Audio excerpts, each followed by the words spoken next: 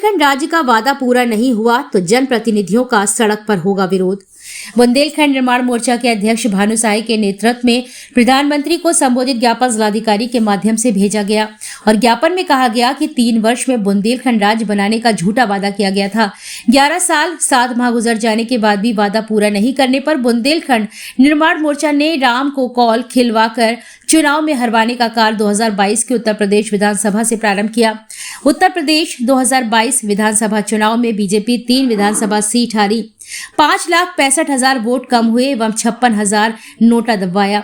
यह शुरुआत हुई मध्य प्रदेश विधानसभा चुनाव 2023 में दतिया में 2, निवाड़ी में 1 और टीकमगढ़ में 2 सीट हरवाने का कार्य किया।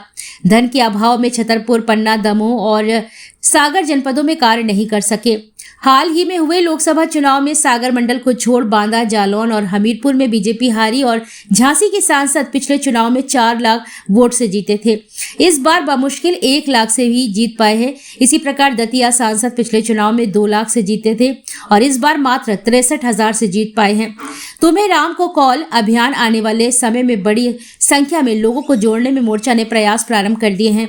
ज्ञापन देते समय मोर्चा अध्यक्ष ने कहा कि अभी भी समय है, उत्तर प्रदेश और मध्य प्रदेश के प्रस्तावित जिलों का पृथक बुंदेलखंड राज्य बना दो, वरना 2027 उत्तर प्रदेश, 2028 मध्य प्रदेश एवं 2029 लोकसभा चुनाव में राज्य निर्माण के विरोधियों के विरुद्ध राम को कॉल अभियान अब बड़ी संख्या में बुंदेली योद्धा राज्य निर्माण आंदोलन से जुड़कर राज्य निर्माण में सहयोग नहीं करने वाले नेताओं को नकारने के लिए तैयार होने लगे हैं।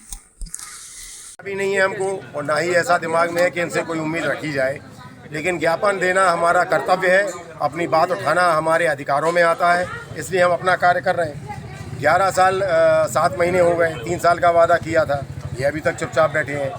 आखिर में फिर अभी हम लोगों की 18 तारीख से ओरछा से एक साइकिल यात्रा शुरू हो रही है जो लखनऊ जाएगी। तो कालपी तक तो हम साइकिलों से जाएंगे, क्योंकि उसके बाद बुंदेलखंड नहीं है, इसलिए हम लोग फिर साइकिल बस पे रख के वहाँ पहुँच जाएंगे। ऐसे ही हम लोग दूसरी यात्रा ओरछा से फिर हम लोग वहाँ लेके जा रहे हैं भोपाल।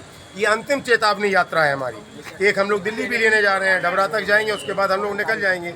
ये इसलिए लेके जा रहे हैं अंतिम चेतावनी यात्रा कि देखो अभी भी तुम पे समय है, हमारे सांसदों, विधायकों, और आप अभी चेत जाओ।